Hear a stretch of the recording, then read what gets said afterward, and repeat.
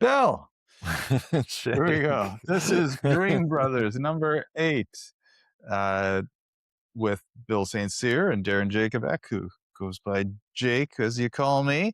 Yeah, number 8. I'm excited to be back. There's a lot of topics I want to talk about, but particularly some symbology. People have said, can you tell me more specifics? And heads in dreams, when you're in the head, what does that mean? And people have had requested for more stories, so bring particular dreams, which we plan to do a little bit today, and give our disclaimers about how we work with dreams a bit more, because we do this because it's made our lives better, and we've seen dreams as a form of reflection make other people's lives better.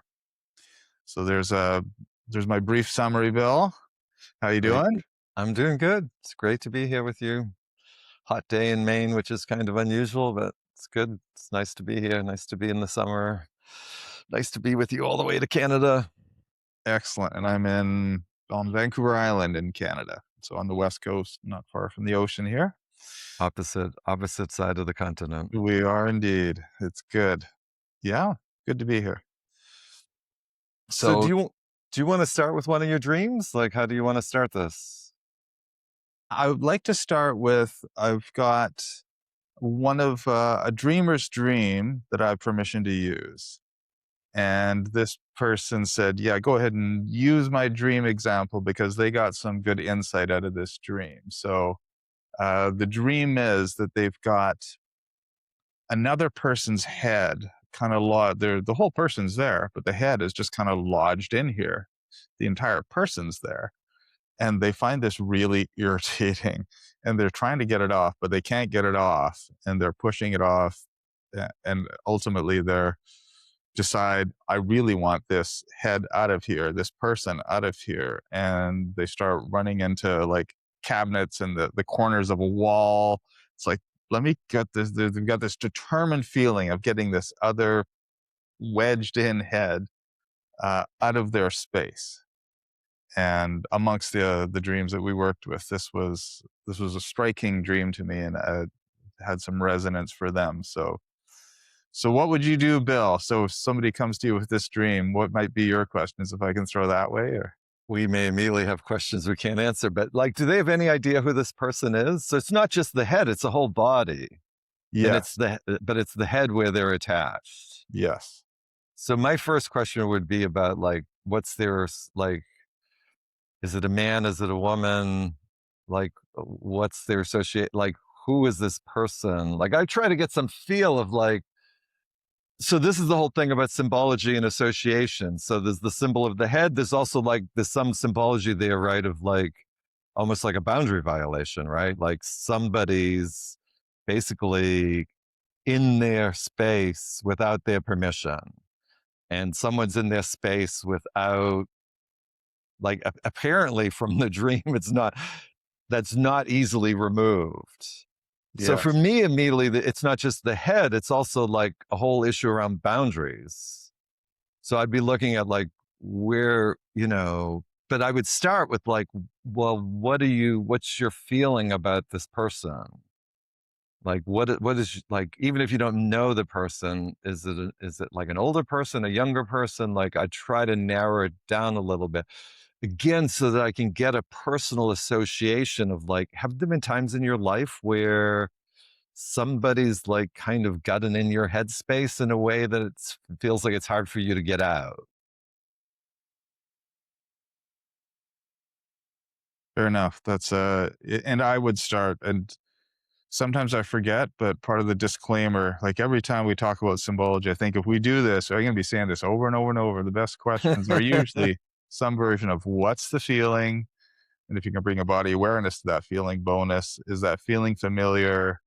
And from where in your life is it familiar? And is there any reason you might need to feel that feeling at this point in your life? Or like three of the better questions to ask about dreams. And then oftentimes it'll bring up a feeling, member, or there'll be a tangent. People say, I don't know why I'm telling you this, but so excuse me, not going immediately right to the symbology of it or the mythology of it. Those questions will often open up enough that they'll figure out the meaning in and around it. But if they can't, or if they need a bit of guidance, then asking the questions, who is this? And that happened to this person. There was a sense of it being a masculine person. They weren't completely clear of who it was, this person. So they're not with me right now. But yeah, but it wasn't, they were searching for who it was.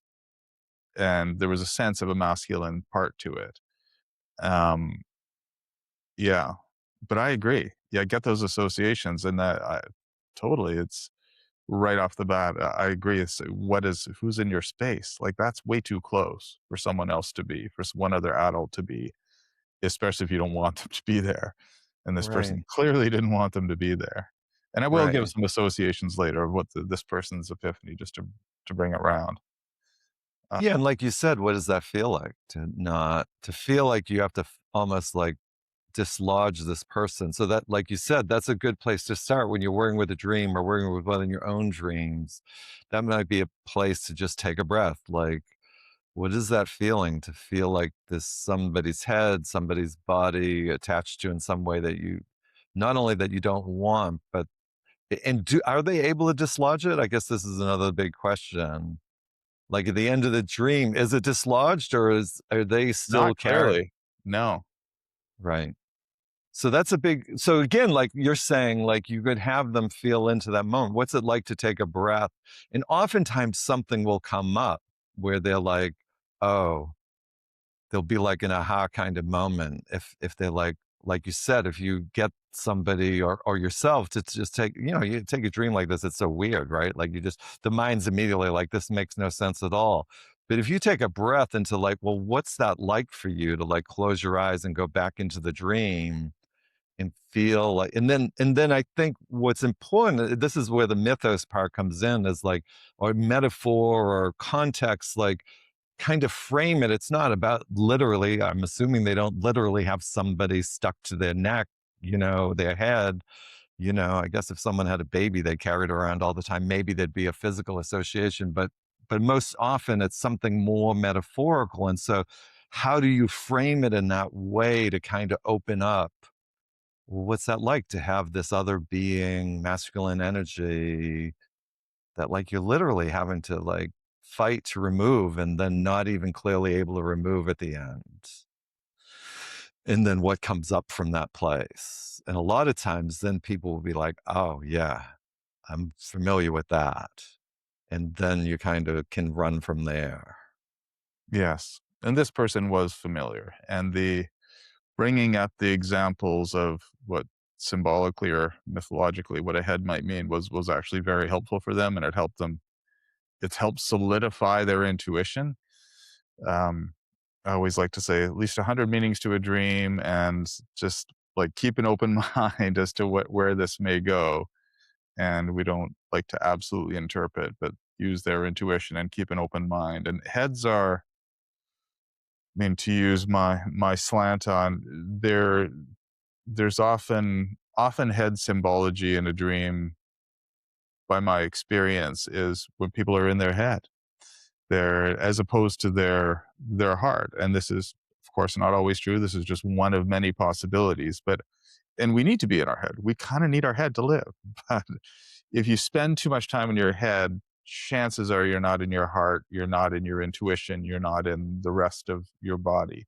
And it can be a way, this person actually got an epiphany that they were, use the word perseverating, or very focused, running over in their mind things. There was, well, some family things that probably were largely out of their control, and some media things that were definitely out of their control. And they realized they were ruminating, like it was going on, and they admitted it was taking up too much energy in their day, these things that they were thinking about. And so the overthinking, that sort of analogy, resonated with them, and it might not, it doesn't resonate with everybody. So I love what you said about the boundaries. I remember one day, this is Bill, sometimes I think all of this is just like boundaries. And you said, yeah, sometimes I also think most of life is about boundaries, and whose boundaries haven't been crossed on some level or some energetic level. It's like, oh, you're in my space. Like, how do we all get to have boundaries in this world?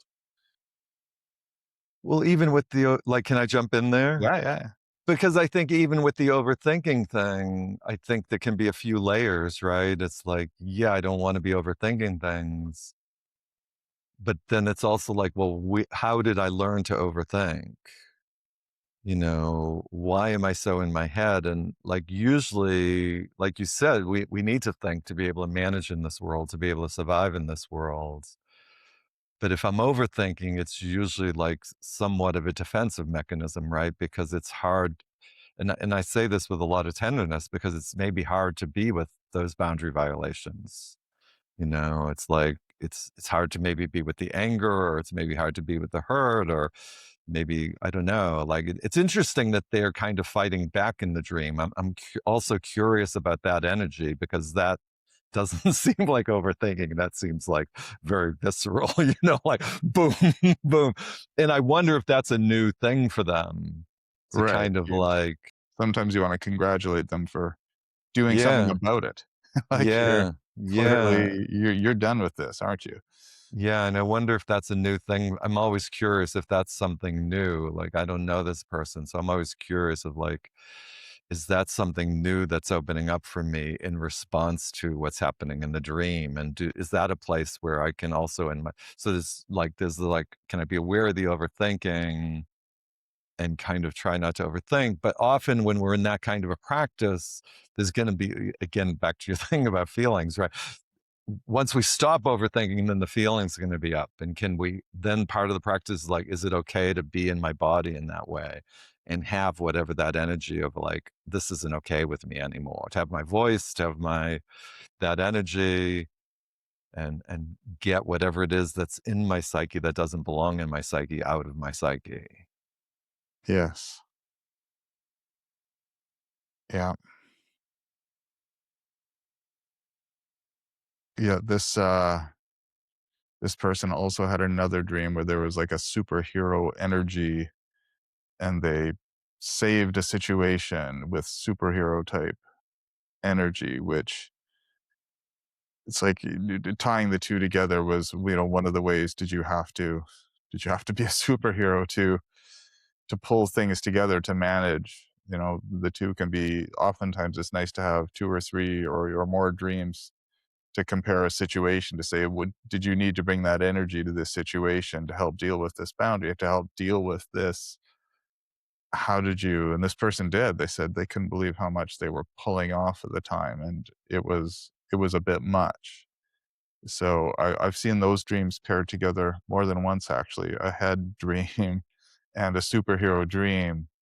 That, to me, is very Buddhist. If you can't be in a situation, you do, because the doing is, at least you're it's something, because being with it is intolerable. And in Buddhism, it's like, oh, it's very Yoda like, you just need to be with it. But that's fine. But if that being is intolerable, you got to do something. And sometimes people overcompensate with heroic sort of efforts to get past things.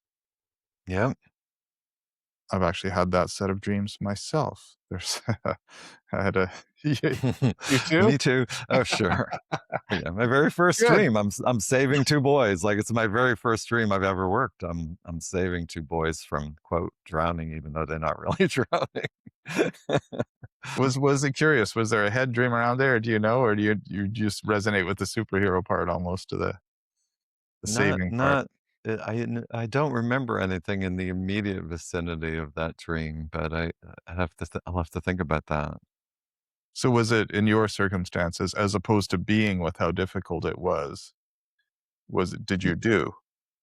I was yeah, like, I think I was trying to save these 2 boys, like, all my panic was being kind of projected out onto these 2 boys. The dream ends where I make eye contact with one of the boys, and I realize they're not drowning, so I think, like, all this anxiety that I carried at that time in my life, and I still carry vestiges of, was projected out into, like, it would be how I dealt with the feelings. So again, going back to your thing about the feeling, I didn't know how to be with the feelings. Like I didn't know how to just be scared for myself. So I got involved in politics. I had a personality that was very much about taking care of other people. It's not a coincidence I ended up as a dream practitioner, taking care of other people. I'm not saying that's a bad thing, but like that was like how I learned, originally how I learned to deal with my fear was taking care of other people. So that dream was really helpful for me because it wasn't working for me. Really, like, so you said people have been asking you, like, well, why do you do this? Well, me learning every time to question every time I had the impulse. Not that helping people is bad. It's just that when it's kind of a compulsive, when it's a way of surviving, then you're not really doing it from your heart, and that would really, in my relationships would really destroy things because I would be wanting to fix things as opposed to being present. And you can't be very intimate if I was also a plumber. So like I was a great plumber because I loved helping people. And you get great feedback. People love you for fixing their pipes. I mean, they adore you. I literally had people go like this to me, like, and so it fed that part of me.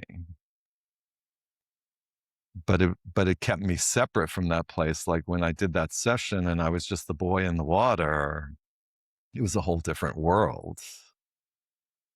It's like a Is it whole okay to different. ask what Please? emotional thing was too difficult at the time? I think it was a mix of like, I think there were things in my upbringing where I just never really fit in. Like we talked about gender in the last video that we did, like I never really fit in really well in this world. So I think there was kind of a constant kind of like low level PTSD from growing up in a world where I didn't fit in, where I got bullied a lot. I managed because like I said, I was a big guy, but and then I think there was family stuff around. Like I also didn't fit into the Catholic world. Like I just didn't fit in, and for my parents, that was everything. God bless them. They were like trying to be good Catholic parents and trying to raise a good Catholic family, but I just didn't fit into that. It just didn't. For whatever reason, it didn't resonate for me. So there was always the threat of burning in hell, which is what I grew up with, that literal like fear. And whatever background, there was in my parents, whatever fear they carried, my mom, in my experience, carried a lot of fear. So I think I internalized some of that. And then my brother died when I was 17, who I was really close to. So I managed a lot of that by becoming very close with my brother Robert, who was my next oldest brother. And he was almost like a second father to me. And we literally shared a bed half our lives, and then he died when I was 17 and on my way off to college. And I think that just, I mean, whatever, it was traumatic for me, I think. I had no idea how to deal with the hurt and the anger that I felt, and the fear, because in a way, he was like my one sort of like rock, my one place where I had someone I could lean on. So I think the anxiety and the fear was like him being gone was terrifying for me. Going out into the world without that support was a terrifying place for me. We talk about ages in dreams and like how old was the person whose head was here? How old were the boys underwater with your dream? Sometimes the age of what you are at or what happened for you at that age is a really It was significant certainly que younger than when I lost my brother Robert. I mean, I don't actually have to go back to the dream to be totally sure. I would guess like 10 or 11. So younger than, yeah, it's funny. Interesting. I haven't thought about their age for a long time. I mean, that dream's 30 years ago now, maybe 25 years ago. It's still very present for me, but I'd have to look it up to be sure of the age because I'm a little like, it could have been even younger because I have this feeling of picking up this little boy and handing him the first boy I got out of the water, handed him to this couple that immediately wrapped them in a wet towel, I think, which is a little bit of a joke about them being a fish out of water. that I totally didn't get in the dream. I was like, "What are they doing? Like, this boy is cold and recovering from an almost drowning, and they're wrapping it in a wet towel." I'm like, "What's happening?" So, I mean, if it's, as we're jumping, I'll go back to heads in a moment, but water symbology is another one. We could talk for mythos and symbology that don't assume when you're in the water that you're supposed to come out of the water or that somebody's in a dream as a metaphor. And just off the cuff, water can be feelings, can be tears, can be amniotic fluid, can be the flow, like with Buddhism, can be there's so much, but it's not bad. If somebody's underwater, it doesn't, I mean, there's obvious clear if somebody drowned in your life and there's like a bunch of associations for that, then there's a different. I have no trauma around water. Yeah, so but oftentimes the dream won't bring that. Like if there's a drowning thing, it's not like it doesn't tend to bring that. It doesn't tend to be what the person already knows that. They need something else usually. Not always, but It depends how they've dealt with the trauma, right? Like, how much right. they've dealt with it and, you know. But yeah, I mean, I think also water can have spiritual overtones. Like, I think there's a reason we use Baptism. water in the Christian world for Yeah, baptism and, for blessings and yeah, very much so. for so many things and so many different traditions. So It yeah, felt it's very much like a emotionalist spiritual experience to like be with that dream and be the boy in the water. Like it still feels a little bit like a trip to like touch into that place. Like I can still touch into that place and I feel like I'm tripping a little bit. Because everything, like my whole reality from that place is different. It's really like a pretty entirely different reality than it is up on the boardwalk, which is, I'm on this boardwalk trying to pull him out of the water. But when I'm in the water, it's like really like a entirely different reality. so and to ask what I think is often the second best dream question, where in your body do you feel it? And you don't have to answer, but like, do you get people to bring a body awareness to that feeling? And every massage therapist or physio or cranios, like all the body workers of this world will agree that there's something to that. There's something to where people hold tension and trauma or Yeah, in the dream, I think, on the boardwalk, a lot of the fear was really in my belly. It's really like this very core kind of like panic deep, deep inside of me. I can still feel it. Whereas in the water, it's almost transcendent in terms of the body. Like it's a very different kind of whole body feeling. It's not like yes, it's kind of the whole body and this almost again, it's like a kind of trippy almost or spiritual kind of feeling of like just almost being with God or being in my body, but not in my body in a way that I'm used to being. It's like so in my body that it doesn't feel like my body sort of experience, which is it was a nice way. It's part of why I got so hooked on the work. on dream work. Yeah. Yeah. That's why, I'd done a whole bunch of other things. I tried different things and I did this one session and I was pretty hooked. 'Cause it did change my life, like, people ask, like, "Well, what does it do for you?" Like, it helped me to recognize the anxiety that I carried in a whole different way, and it helped me it was a long process to, like, not pathologize the anxiety, which was my original therapist did, like, kind of pathologized it. It was like, "Be in the water, don't be on the boardwalk," to not do that black and white thing was a process for me, but over, it's kind of a lifelong process really to kind of like be tender about it. Just like I was saying about the other person of like, well, why are they in their head? Like, well, why is Bill in such a panic? Mhm. My first therapist didn't really ask that question, didn't really make space. So it was like a 10-20 year process in a way of like learning to anchor in a more spiritual place inside more emotional and spiritual place inside myself, and also, like, learning, like, where did all that fear come from? Because I didn't have the kind of obvious abuse trauma, I wasn't a vet. I didn't fit the categories that a lot of people think about around trauma. Particularly if you look at the age of the boys was, like, certainly before I lost my brother. But I think I was already somewhat dissociated by the time my brother died. I think, yeah.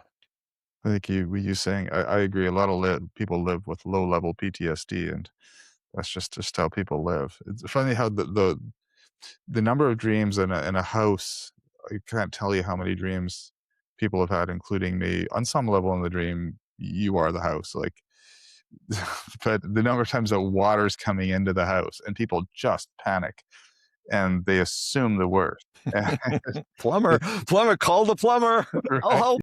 I'll help. Off the water. To me, like, I just assumed, like, you can't help but make assumptions that I assume these are the emotions coming in, and they're, "No, I am not gonna deal with the tidal wave. They're on the shore, they see the tidal wave coming. They're like, "No, I am not gonna feel that. This water is not coming into this house, but it's coming in." Um, it's amazing how common that dream is, and this panic that the water is coming in. And it tends to be when people are opening up to emotional material, there's places there they can't help but Yeah. go in a way. They can't help but what? It's well, the dream's opening it up for them. It's the rest of the dreams will often show what that emotional material is that's difficult for them. Right. Well, and again, if you have them take if they can't be with the feeling, then if you have them be with, like why it's so hard to be with the feeling, then it kind of opens up like again why it's so scary, right? Like why that it's terror, often it's terrifying for people to be in their feelings because that's often where they got hurt. So, like, then, it's just like I couldn't imagine for whatever reason at that point in my life, I was probably in my 30s at that point. I couldn't imagine they weren't drowning. Like, I had so much fear and panic that I couldn't really even see them. I mean, I had that one moment at the very end of the dream where, like, I finally, like, saw them. I saw this boy, and as soon as I saw him, it kind of, like, broke something open in me. I mean, I couldn't stay with it in the moment because I woke up, it was almost, like, too much for me to, like, process the fact that they weren't drowning. Because so much of my way of being in the world was built around caretaking and political work that was sort of again, I don't know that it was all bad. There were a lot worse things I could have done with that energy, but it kept me it kept me from, you know, just feeling the fear, and it kept me from having a more open spiritual life. It's scary. Living is scary on some level. On many levels, it's just things are opening up to new things is scary. And once we're one of the patterns we've seen working with dreams or a lot of therapy, you open up to the feelings give you an intuition, and then you'll just know what to do. And like you'll know how to handle a situation or you'll know how to approach it because those feelings opened up an intuition and some perspective that you can cognitively grasp. And for the person who had the head on the shoulder, like said, just wasting mental energy in their day. It was like once they felt that and saw that, it's like, oh, I love that. okay, I can see how my days are going to be lighter because I'm not going to waste. Like, how is this person's day better and week better, and hopefully the rest of their life better? Sometimes it can change a pattern that's been there for years. They realize they're not going to waste that mental energy, or when they go there, or like the family systems, the part of them that goes there that wants to perseverate or just waste mental energy on that, they can see it for what it is. It's like, oh, there's that part of me. I don't have to go there. So the realization you get from the feeling in the dream is often greater than the symbology. Is that if we just talk about symbols, just talk about water, just talk about heads, just talk about snakes, just talk Right. about yeah. Right. I mean, I think if you work with the symbology or the mythology or the metaphor in a good way, it actually helps you to like root it in your own experience or in the person's experience in this very somatic way. I Yes. mean, the problem with symbols in our culture is like often, like in the dream interpretation world, people will use symbols in a way that actually takes people away from like having the kind of like I love what you're saying about this person learning to be in their life, recognizing where they're, you know, overthinking or again, that's like using the symbology to recognize something that's happening in their day-to-day life, like grounding the symbology in something that's not it's not, quote, "just a symbol." It's actually, like, the way that they've learned how to manage in this world and to be able to change those patterns. Like, how many people do we know and how many patterns of our own do we like, "Why do I keep doing this over and over again?" I used Right. to be like, you know, like, "Why does that Charlie Brown cartoon where, like, Lucy holds the football and every time, like, Charlie Brown's like, oh, she's gonna really do it. And then every time she pulls the football away, like, why do we do the same pattern over and over again?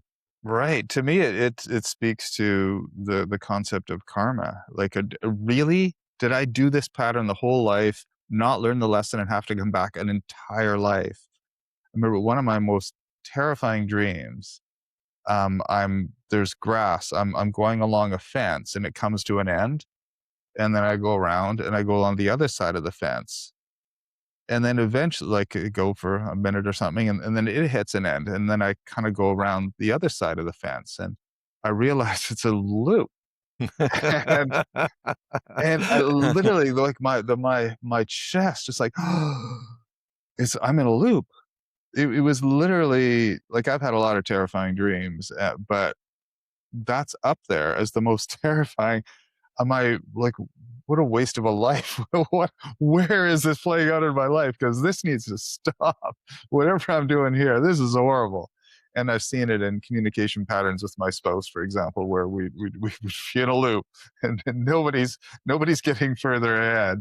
So I've seen it at my worst in spousal community and working with dreams. So the number of people get in a communication pattern with their spouse, that is a really common one, and they're not they're not moving forward. Um, yeah, so the feeling without I mean, the fence and the grass, we can go a million places with that, but the feeling of being caught and going nowhere and pointless, like the pointlessness, that was way more important than any fence sort of metaphor we might pick up, or grass metaphor, or walking metaphor, or I mean, it it's sounds like the loop metaphor was like the going in a loop or your mind going in a loop. Sounds like that part was powerful for you.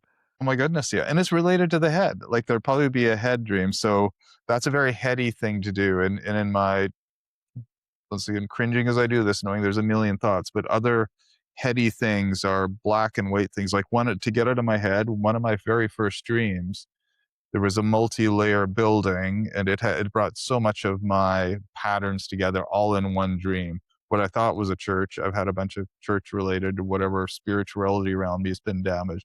Bunch of people downstairs, I'm upstairs, and the upstairs is like being in your head sometimes. It's like if you're upstairs in a house, generally you need to be in the whole house. Sure, there's a time to be upstairs, but oftentimes you need to explore the basement. You got to go deep in order to like you got to integrate everything. But people are like, I don't want to go in the basement.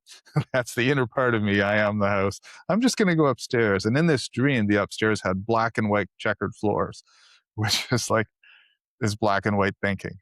Like, and then suddenly it flashes. I'm outside of this, what I think is a church slash house. There's a whole bunch of people, and the whole thing bursts into flames.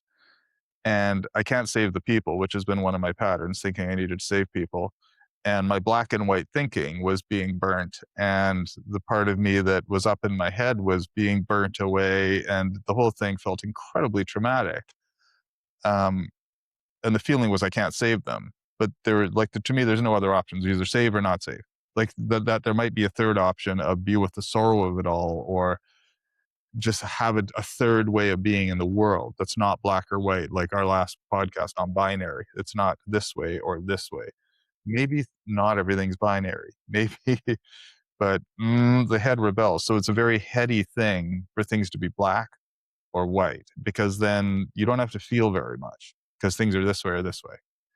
This is no, this is just the way it is. So that's also one of the crossovers of a head metaphor I found, and being in the absolute linearness, graph paper, Sometimes the lines on the road I mentioned, it's the road goes this way. The graph shows this. Sometimes numbers introduced. We mentioned threes. Rarely do the numbers add up to to a nice addable thing in a dream. It's like, the dream's going to mess with you, and maybe you'll. Maybe there's profound instances where you can solve a calculus problem or this, but it'll. In people, dreams E can be E many equals things. MC squared. Right, right. But that's not linear either. So that's a great example of something that might come in a dream because it doesn't want you to think. It seems one of the themes is once you think linearly, you're in control. The head is too much in control, and the rest of your intuition, your heart, your inner. For me, my being in touch with my inner bear has been a. There's a head dream. There's a traumatic component, and there's an animal dream. For me, it's often bears. I need to be in touch with my inner bear. But when I'm in my head, I'm not in touch with my inner bear. I It's two ends of the spectrum in a way, but the dreams often show if you deal with this, you get to see that. It's amazing how many times a set of dreams, it's like, here's what you're doing, but here's where you could be. And yeah, we So like, how is that like we keep coming back to the theme of like, well, so how does that help you? Like so oh my being in less goodness. black and white thinking, like letting that way of processing things burn to the ground, if you will. Like how It has that felt helped you like, on a practical level as a person, as a yeah, husband, as a parent? incredibly like I'm just a different person. From then on in, that opened the door. That was like an open the door. It was a gateway drug. It was okay. I got to see the world differently from that point forward. And it opened up an intuition that there's another. I think I burst into tears and like cried for a long time after that dream. It was at a retreat. And it's like, why is everyone staring at me? Stop. It's like, I can't stop freaking crying. But there's a lot of sorrow around that. So that, like, how to connect with others, to not, nobody likes somebody who just talks at them full time. Like you want a heartfelt connection. Or what is love? It's not chatty. It's not cerebral. Like there's only so much of that that you can connect with somebody. You can say connect on an emotional level. So my ability to relate to my spouse, my ability to relate to my children, my ability to relate to my job, my own life, my passion, my art, that opened up, which gave my life more meaning and made my marriage better and made my parenting better, far better. So That seems like a win. right. So well, I can not pay attention or realize this is a better way to be in the world.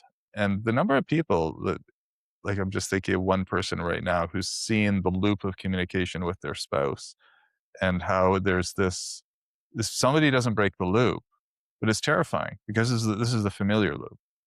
If somebody doesn't break the loop, you know what's gonna you're stuck there, and then you. But as soon as somebody breaks the loop, it runs the risk of the other person not liking the loop, and they almost definitely won't because it's emotionally uncomfortable to break that loop. But 9 times out of 10, 99, like, the person, they needed the loop to break too. So if somebody changes that loop, which shows Yeah. up in a dream as a loop, which Yeah, in your they're in the case, it's same. a very specific loop. Yes, or the machine, or the assembly line. Oh my goodness.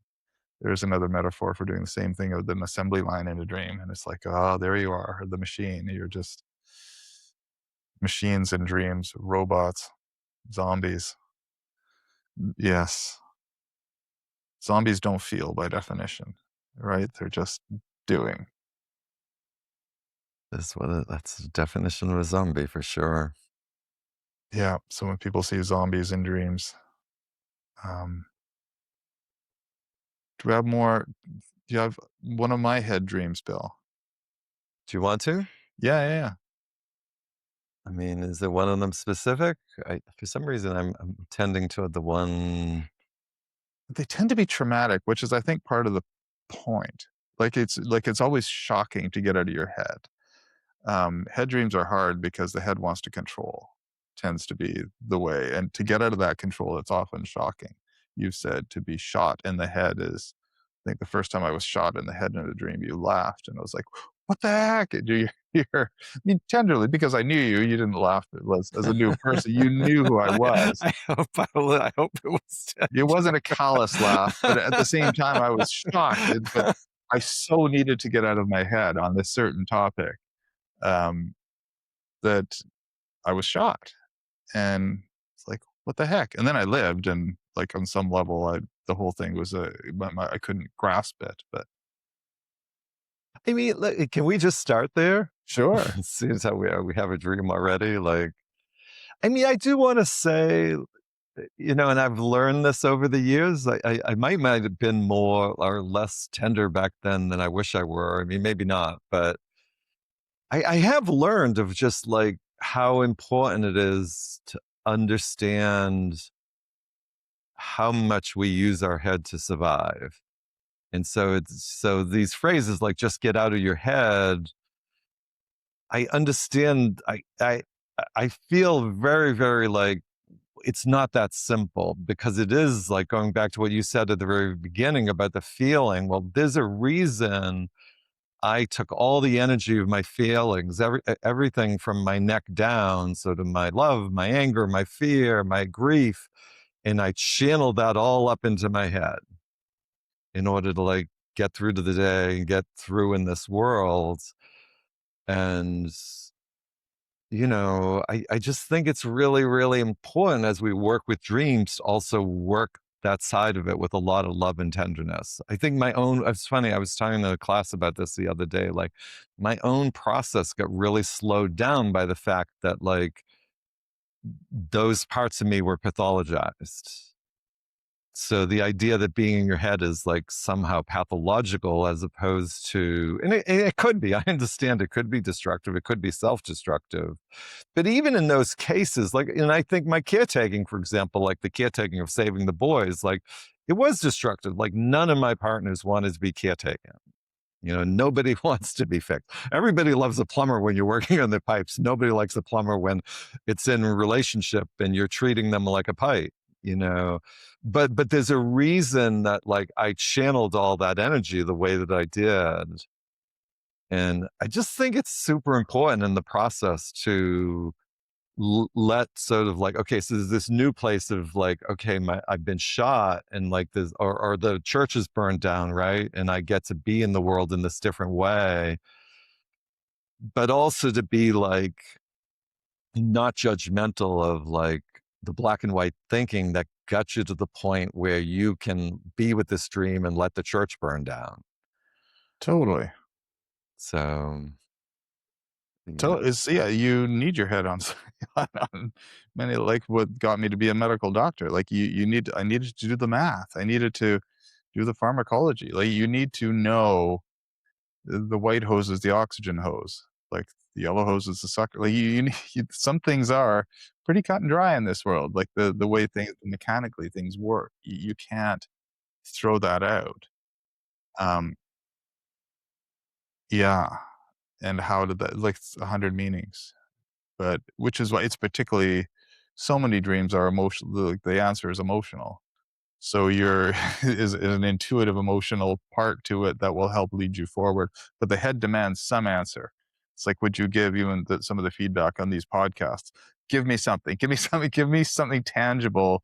Why would you do this? Give me some tangible symbology, some stories that I can go forward with. It's like I understand a story. I understand a context to it because otherwise it's all just emotion.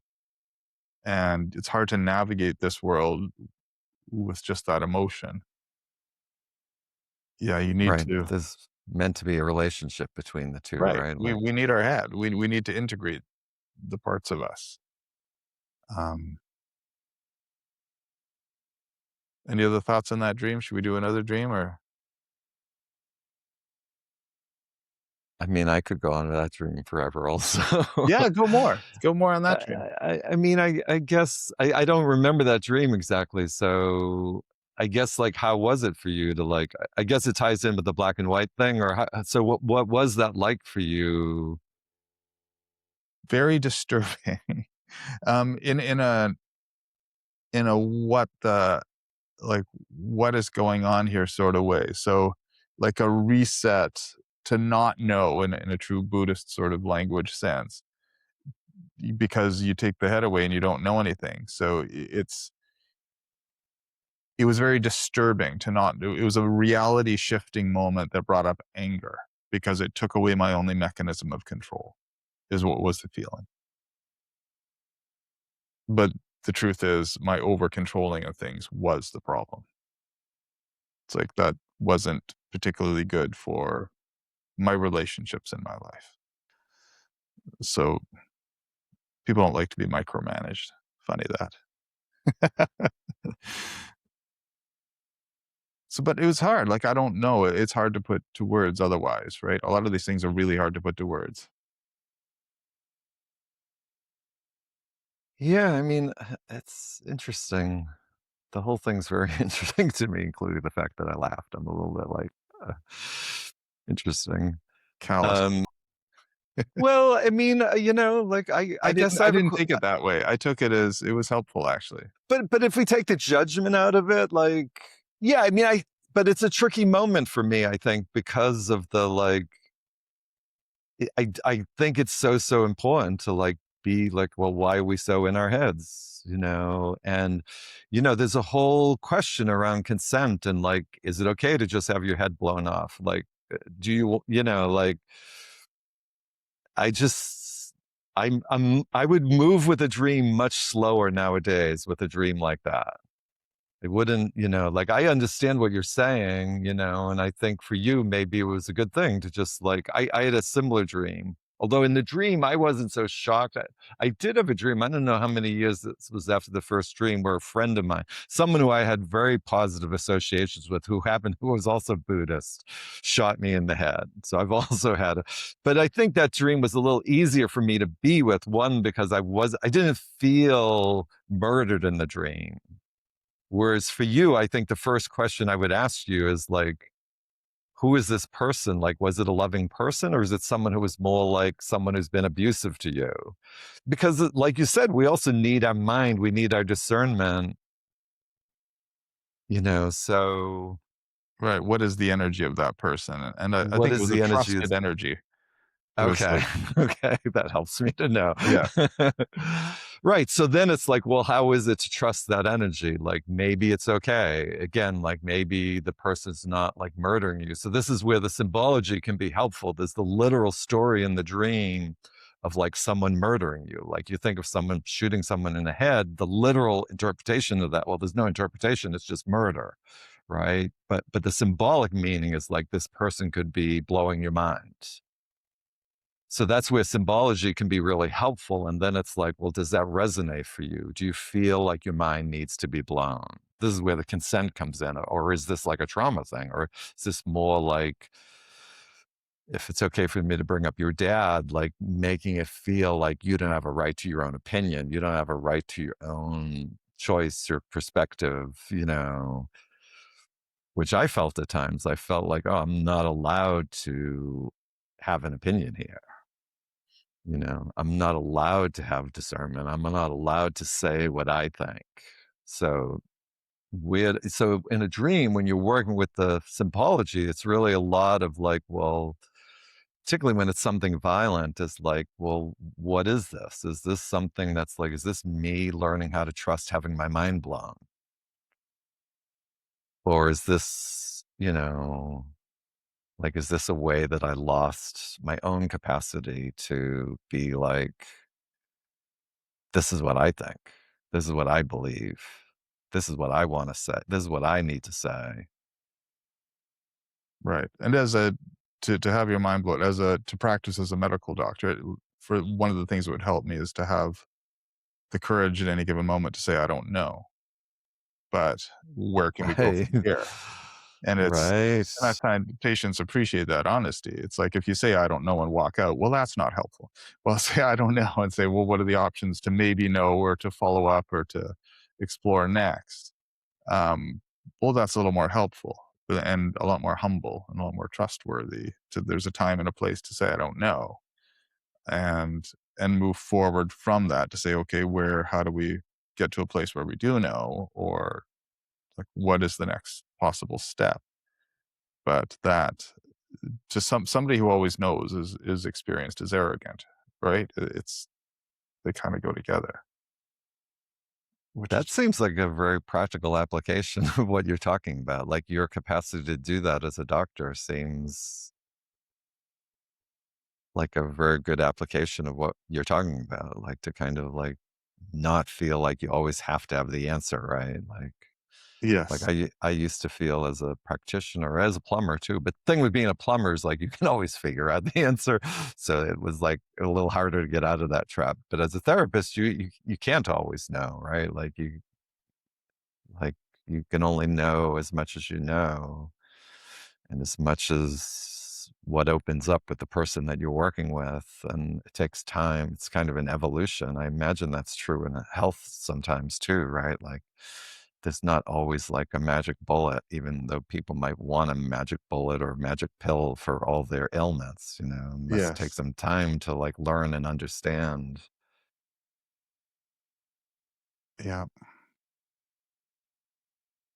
yeah. We do say in family medicine, at least sometimes you'll go through an entire day of seeing people and not be clear whether you've helped any of them, and and you're like, it's nice to have. It's like, ah, okay, this is pneumonia. Oh, okay, this bone's broken. Oh, okay, this birth control pill's not working. Oh, okay, good. Let's try this. And but so many times the answer is, well, you're gonna watch that mole. Well, I don't know if that lump is significant. Well, let's follow that. There's so many.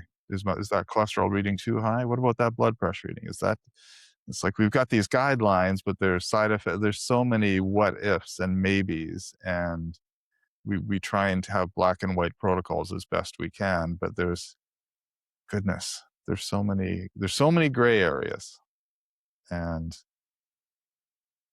yeah,